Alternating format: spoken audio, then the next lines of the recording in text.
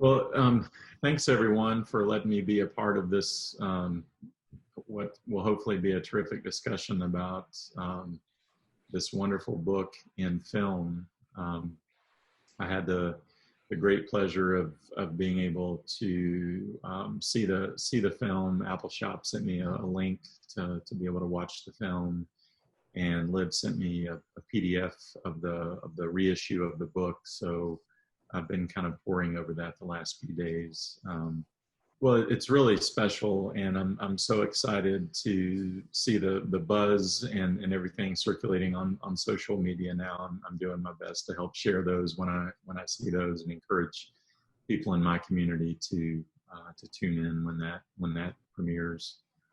Wendy, if we could start with you, if you could maybe talk a little bit about how this project came to be,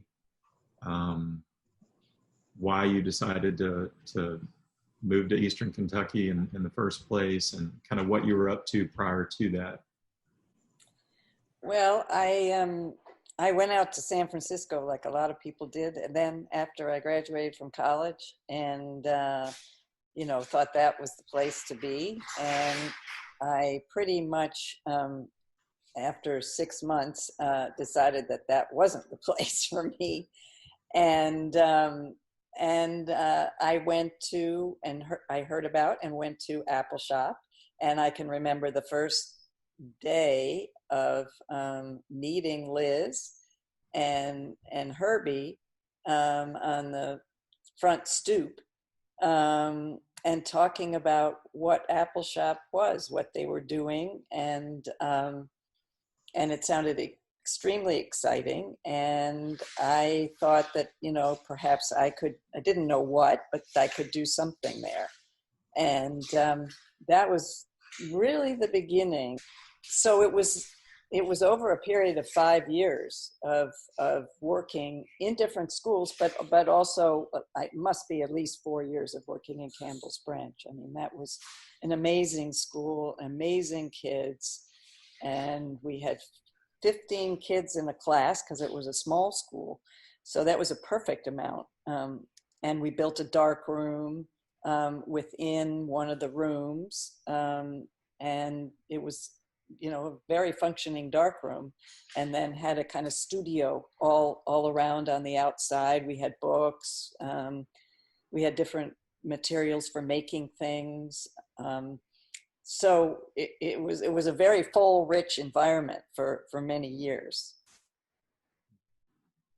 Yeah, one of the things that struck me about the book and the film is, coming into a place that is often sort of overlooked or dismissed as a region, and then the audience that you chose to work with as children, you mentioned as well, are often maybe not taken seriously, or thought, oh, this is, a child can't possibly make anything substantial or important. And to sort of combine those two, and then have an end result be such, brilliant work that has really stood the test of time is really remarkable. And then to see that in the film, it really adds another dimension to the book and to the photographs. And I wondered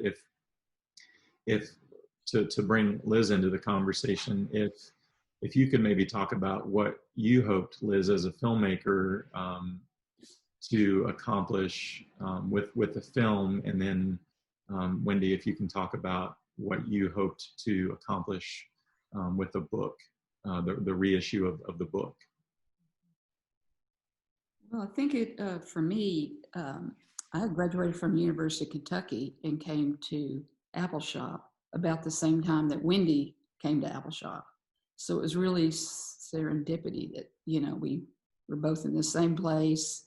And so we worked on a lot of projects together.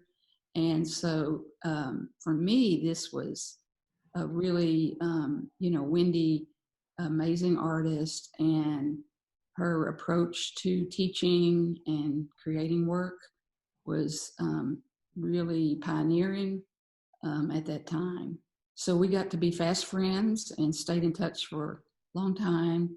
And Wendy received a Fulbright, so then she wasn't for a while. But anyway, so I think in terms of what we wanted to accomplish with the film, for me, it's really, the story of Wendy as a photographer. She's central to this film, and the evidence really, and the outcomes of her work with these students, and which is, really unusual too, and a very great group of them. And just, so that to me, it was just it really needed to be shared, and it really needed to be seen what was going on. And it was, had this like argument, not a real argument, but just like I was saying, this isn't going to be about me, it's about the kids. It's about the kids. Yeah. Everybody was so frustrated with me, right? for doing it. But it was, it was, and I think for me as a filmmaker, I wanted to figure out how to use the pictures in a way to tell the story. So the pictures could be the spine of the story. Because we didn't have all these, we wanted to have lots of characters, or at least I wanted to have lots of characters instead of, your regular sort of way of having two or one, in depth. But, everybody brings something to the story in this film. It really represents that the collaborative nature of art, and how, Wendy and the children were certainly, really very sharp and really created fantastic work. The idea of the film also came about because of the first book, and it was out of print. And so there was a point where Wendy called me and said, I really want to get this book republished. And so she said, will you help me with it? And so I said, yeah, definitely. And the only thing you have to agree to is that we can follow you around with a video camera. I don't remember that. That's great. Like, yeah, okay, no problem. So, so that was kind of that was our catalyst, I guess, for having this go, for working on the book again, and then also creating this documentary. And Wendy, what about the reissue of the book? It looks different from the original. I love, I'm a bit of a nerd like that, in that I love the behind the scenes, the ephemera, the community collaboration, and the writing and the contributed photos and those sorts of things. And so to be able to see that in book form is really, really special for me as a photographer, as someone who enjoys the photo book, but also as someone who's from this area, to see it be so inclusive, and to have so much material from so many other people included. And I wondered if you could just talk a little bit about the differences between, how you feel about the differences between the first and second version of the book, and then what you hope, what you would really like for folks to be able to take away from the reissue. Yeah, that's a good question, because in some ways the first book was a disappointment, because it was not printed well, and I was just sent to England, to the printers in England, by myself, to try and get the best thing out of this printer who had never printed a photography book before. And actually, I think it's printed pretty well considering, but it was always a disappointment. And both for me and the designer, Katie Homans, who also worked with the kids. And I don't know if you guys remember Katie, and she was heartbroken about the printing job. So that was also there was so much you couldn't see in those photographs, and we began to realize that when we were making the scans for the film. It was just remarkable how you could get them. So you guys are going to, I hope love this, Kim and Gary. But you could see so much more in the images. So that was definitely something that we wanted to happen. But then also,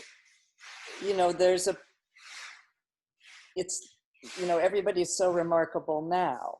It's not just what happened then, but how both Gary and Kim see that, what happened then.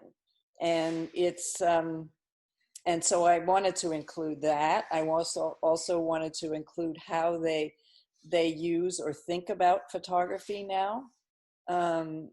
Because, we don't usually know that. I mean, if people do projects with young people, they don't usually know what it means, really. I mean, at the time, maybe. And I also wanted everybody to know what had happened to these kids. And so I had to focus on a small group because we just didn't have that much space. So, it ends up being 8 students with text and pictures they've made and pictures of them now. And conversations that we had when we saw each other again, which was, by the way, was so exciting for me, that's what drove the whole enterprise, I think.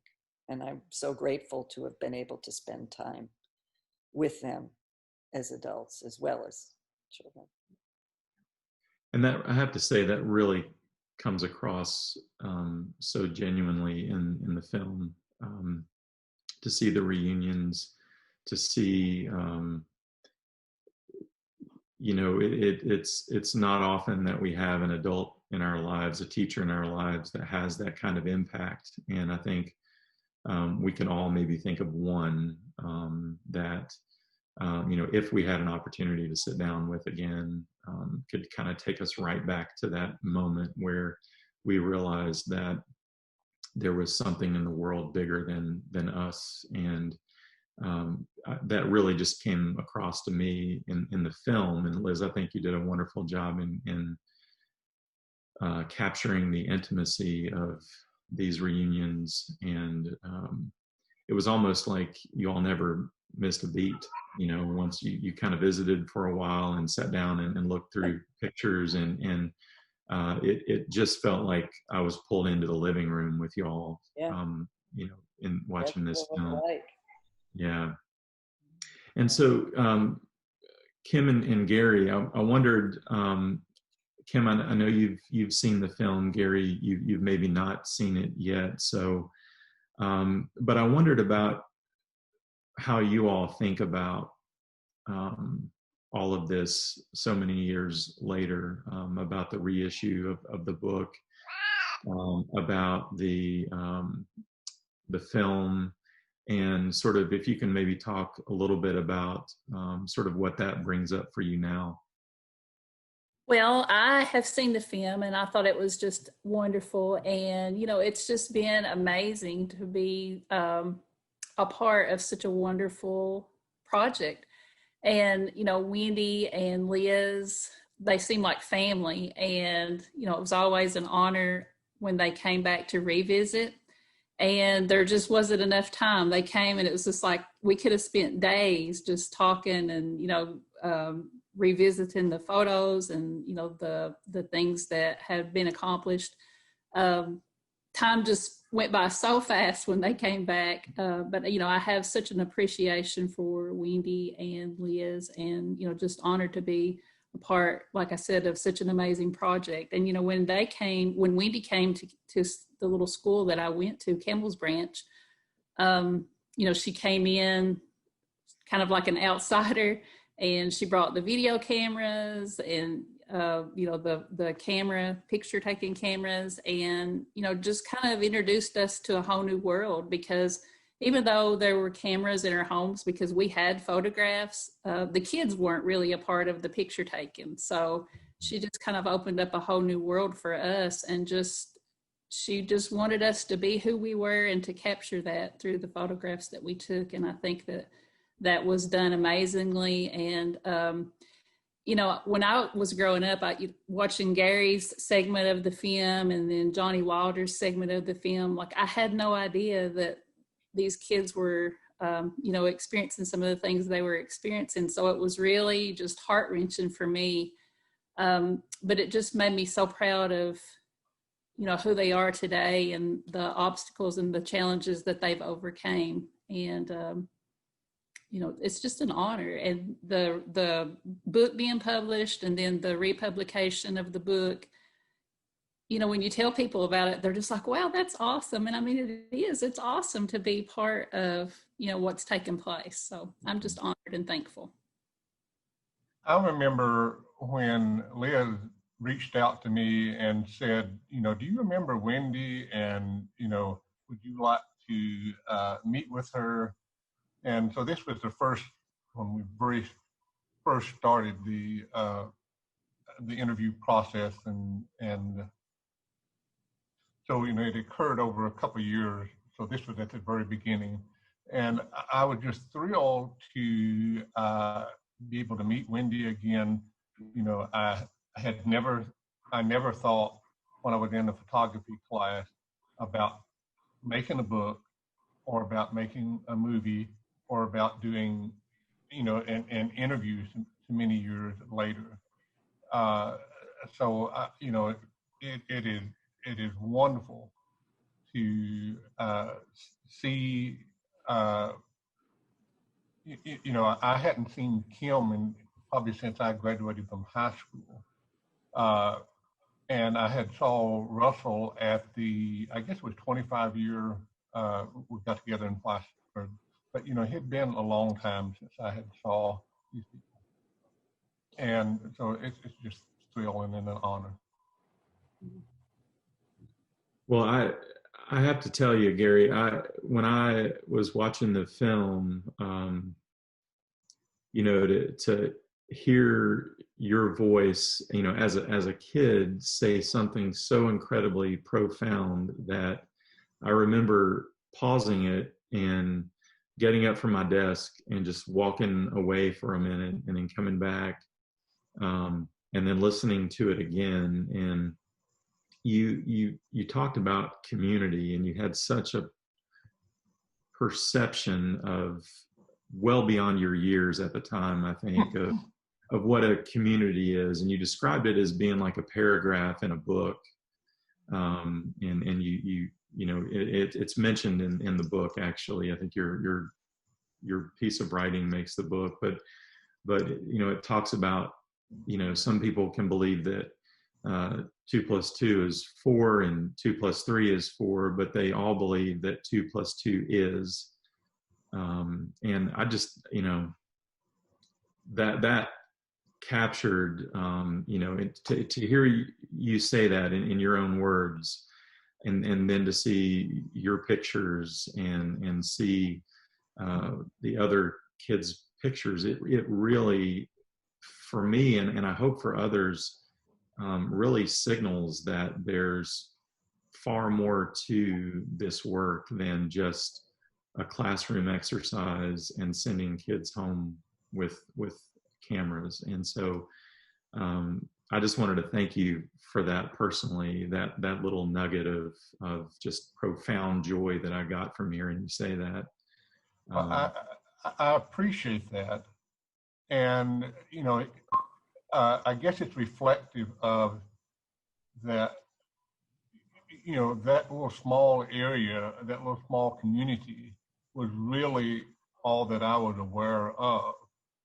And, Wendy was responsible for bringing the outside world in, as Kim said earlier, And so my entire ideal of community was, that little small area that I was in. But And most people can't describe their community like that, Gary. You know, it's brilliant and poetic and so deep. And that you were able to do that at age 10 or 11 or something. I don't know how old you were. yeah, I can't tell you how many books that I've read about community, and it's never been expressed in such a succinct and beautiful and powerful way. And so it was really profound, and I really appreciate that.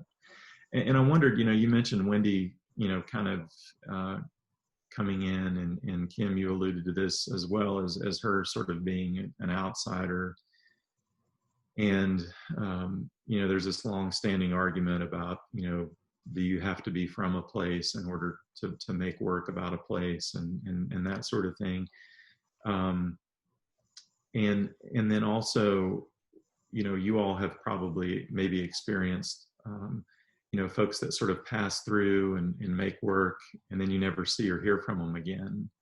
But in this case, this is a decades-long project, essentially, in a relationship that really started in your childhood and has blossomed throughout the years. And I wondered if you could just maybe share a little bit about what that means to you as someone from a place that, is often, images are taken and people don't maybe follow through or follow up. And I wondered if you could just talk a little bit about what that means to have this sort of involvement with a project over this long period of time. Okay.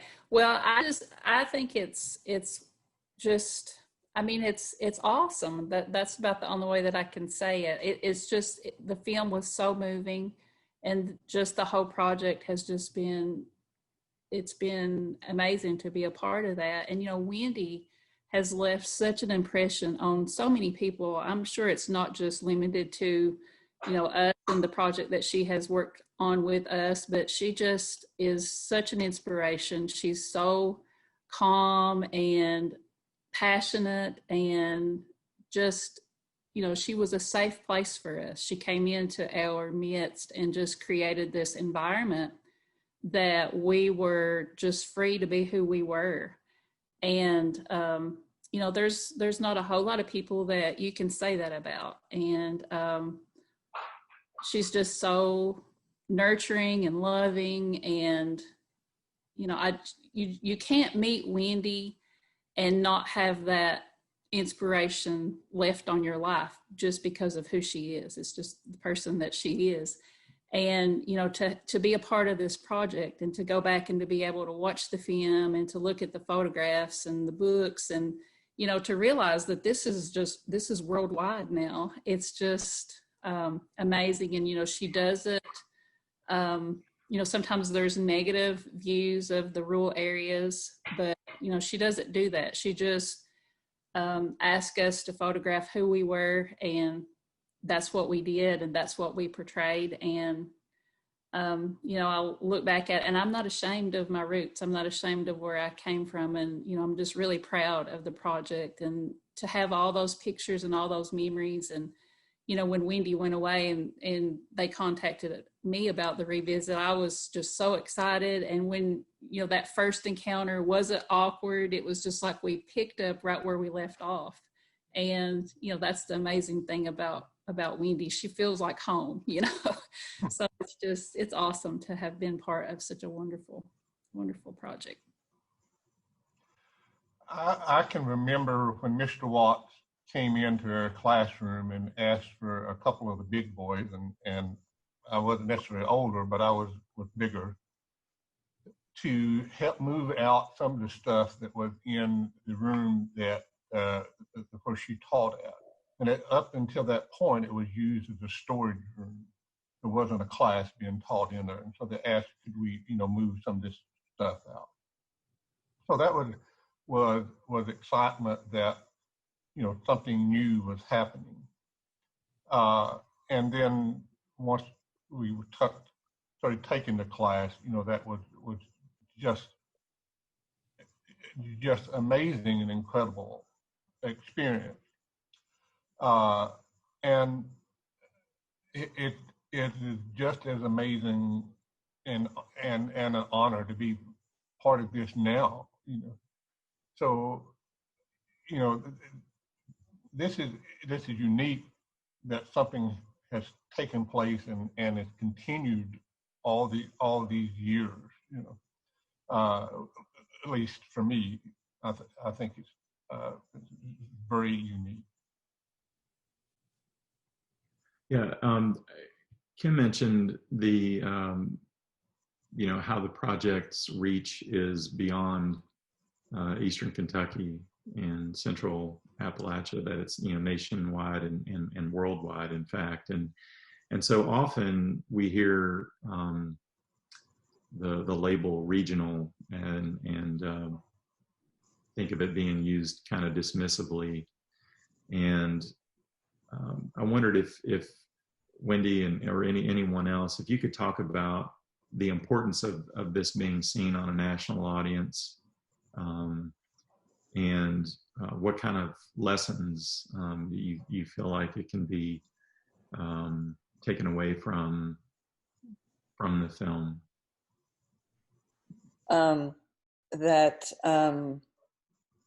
That regional, of course, does not have to be global, and that the quality of the photographs that, you know, all of these kids made in Eastern Kentucky is very, very high. And I think that people didn't understand that in the beginning. You know, they would stereotypically think about, oh, these are kids' photographs. Oh, and I remember trying to get the first book published and going to Aperture, which, you know, was the photo book publisher, and they wouldn't even see me because they were photographs taken by children. Mm-hmm. You know, and of course then years going forward, you know, they had some of the pictures in the magazine and this and that.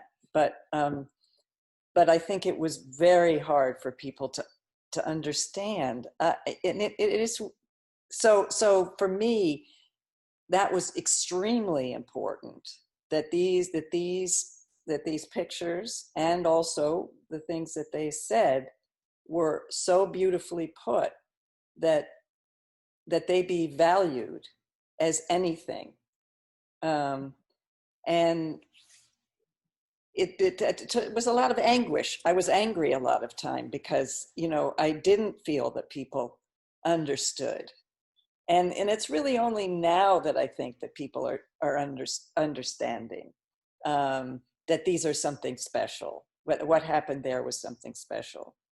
And I remember, if you guys remember David Chaltis, who was a teacher.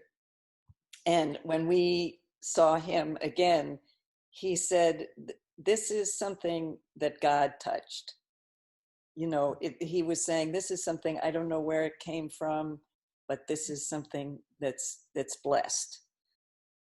And I sort of, you know, I mean, it blessed my life, and, you know, made me understand that this could be done in other places in different ways, but that it's so important to understand and value what children see and what they have to say seriously.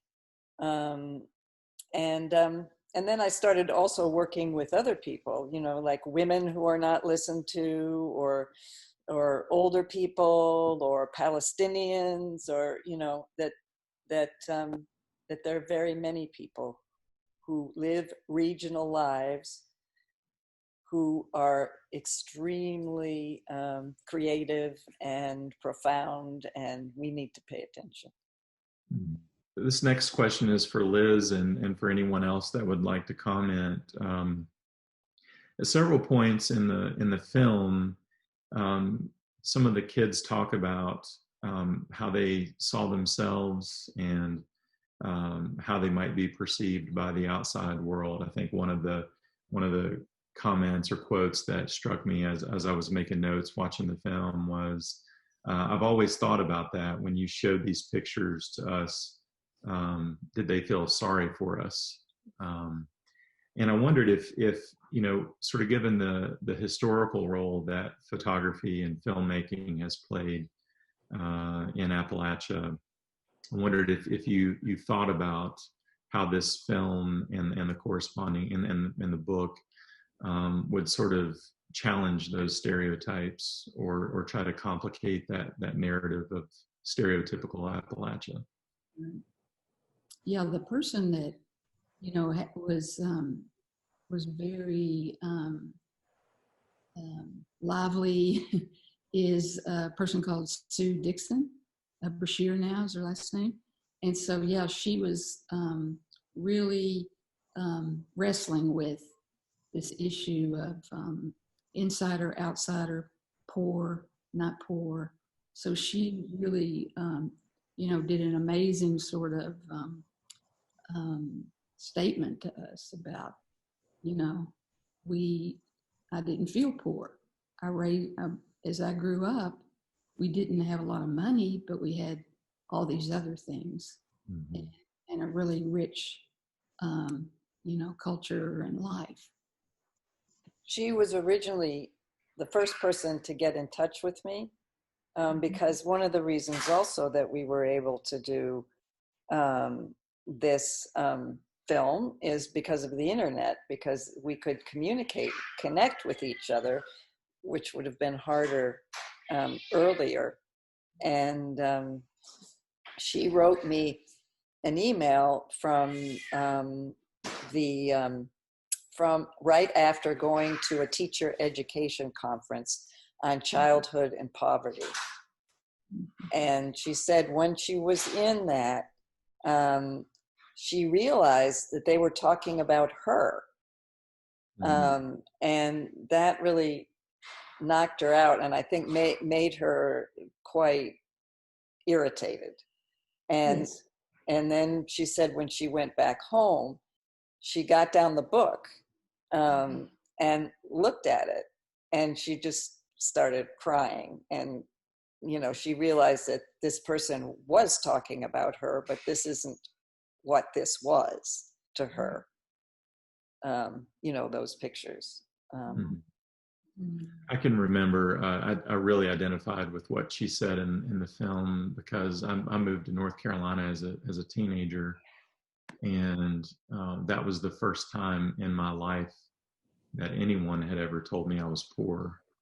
And they based that solely on the way I talked and where I was from.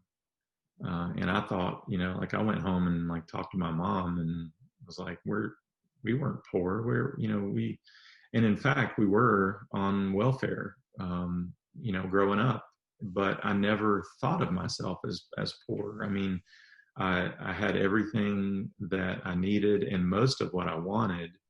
And I had, family, and when Gary's, profound statement about family and community being like a paragraph, I thought, that was my paragraph. I had that my family and my community did not leave me feeling poor, but then the assumption based on the way I talked and based on where I was from that, I had to be poor, was a really challenging lesson to learn as a teenager. I wondered if you could talk a little bit about, given our, COVID-19, school funding, all of these issues that teachers are facing now with regard to the classroom challenges, how you see, maybe Wendy and Liz or anybody else who would like to jump in, but how you see the role of a project like this, engaging with students through media, how you see that today. Do you see it as something that's still needed? Do you see it as a way to maybe engage with students more in challenging times? Kim, you're sort of thinking about that, aren't you? Yeah, my job role is to go out into rural communities and to help promote kindergarten readiness among kids that are not actively involved in a program. And I drive a little bus that's called Rosie the Readiness Bus. And I've been out the past couple of weeks visiting families, and people are they're very overwhelmed. They're stressed, they're anxious. And I was thinking about incorporating, because most everyone has a cell phone now. If they don't have a camera, they have a cell phone, but incorporating some photography into the kindergarten readiness. And actually we have several, we use a program called Vroom, and there's several Vroom tips that incorporate photography. So I am going to be, using that in some of my visits with the kids. And I guess I have been working in Chicago from New York with children of Mexican immigrants. And it's been interesting, but really tough to do it remotely. Photography is a hard thing to, for me anyway, not to be there, to be able to see what people are doing and right away and be together. And I think it was okay in the end, but it was very interesting because what kids really wanted to do is they wanted to go on field trips. They didn't want to photograph their own lives because their own lives were just inside the house. And, so that's something that they could do, was go on field trips. So they did and photographed a lot of that, but it's a difficult time, but I think if you can be with people, that photography is a help. Yeah, we got to have the experience of all the experiences, because we not only got to take the field trips and take the pictures, but we also got to develop those, go through that whole process and, just hang them up, let them dry, come in the next day to see how they turned out. So that was just, that's something that kids don't get to experience today because, of the cell phones and all the advanced technology. So I think our experience was even greater than what kids would be able to experience today, just because we got to go through that whole process of, taking the picture and then being able to develop those and seeing the images come forth. That was so exciting to me as a kid. When I was in the photography class, the camera that Wendy gave us was the only camera that my family had. And so that's how big of a deal it was. That was the only camera. And there was something very magical about watching the pictures develop from nothing on a page to develop. And once I came to Danville, I volunteered for several years as a big brother. And here in the science building, we had 2 dark rooms. And so I would use my 35mm camera and let the kids take pictures and then come and develop the film here, and then bring the kids into the dark room and let them develop the pictures that they had taken. And I wonder, Gary, could you talk a little bit about your dream pictures? Well, I will say this about the pictures, and Wendy and Liz and I have had this discussion in some of the interviews and chats and stuff. When I took pictures, I wanted to do what Wendy had asked, the project that Wendy had asked us to do. but I was also very cognitive of the fact that I couldn't take certain pictures or say certain things because my father was an alcoholic and was physically and mentally abusive. So the pictures that I took, I wanted to do what Wendy asked us to do, but I also didn't want to show certain aspects of my family life. And I didn't have a concept that this was eventually going to be on the world stage or US or whatever. But, as a young kid, I mean, you don't want everybody to know that this is a life that you have. And so some of the pictures I took later on, I realized that that's probably the reason that I took them. And Wendy asked us to draw a picture one time, and I drew a picture with house, with half of it was in snow and ice, and half of it was in the desert, so a little house. And Wendy kept that picture. And later on, I first went to Alice Lloyd Math and Science Secondary Ed and stuff. And so in the child development and stuff like that, I learned that if a kid draws this picture that half ice and half desert, that is sort of indicative that something is going on at home, and that there's this possibility for abuse going on. So the pictures that I took, I tried to be honest, but also tried to certain things not to portray. I wonder, Gary and Kim, from those childhood pictures and your experience with Wendy in the classroom, what you carry into adulthood from learning photography at a young age?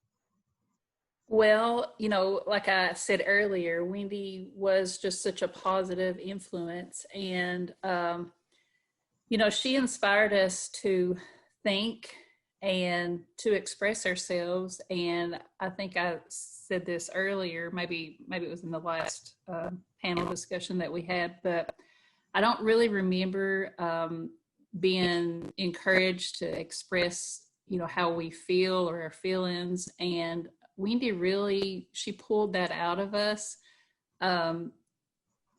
just in very simple ways. And, I was a very shy kid. I didn't like to speak. Even when I was in college, had a really hard time speaking in front of a camera, so much so that the communications teacher allowed me to go in a classroom by myself and, to do my speech, because I was just so shy. And like going to a restaurant and ordering food and stuff like that, I just was so backward about doing that. But I look back at the photography class and, Wendy really encouraged us to express ourselves. And I kind of described us as being like a camera, being like a box, and the students being like a box, and the photography class being like the little hole, the opening, to the box. And then Wendy came in and was like the light that shined, her knowledge and her information about photography to us. And in return, it caused all these reflections of, these wonderful images that were captured. And, just to have the memory of those, and just the memory of, all the revisits, like I'm getting emotional. It's special to have the memory of all those photos captured. And, we were talking earlier, material things is not what makes us rich. And I, by no means, I, like Gary, we were on welfare when we were growing up, and we would go to town once a month and get our groceries. And But, I was rich because I had family.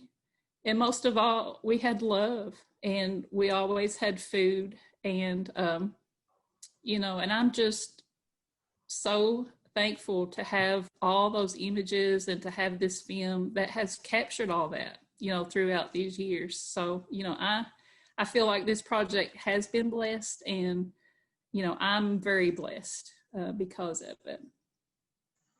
It really comes across in the film and in the book. The sense of community, the sense of family, and not just between biological family, but the family that sort of came about in the classroom, and is sort of even evident today, all of these years later. Well, thank you all so much for sharing and for talking about this wonderful book and this wonderful film. I hope everyone gets a chance to see it. Again, as an observer, I'm so grateful that you all put this out into the world that we all get to benefit from. And it's clearly touched your lives. And I know that it's touched a lot of lives out in the world too. So I'm very thankful for that.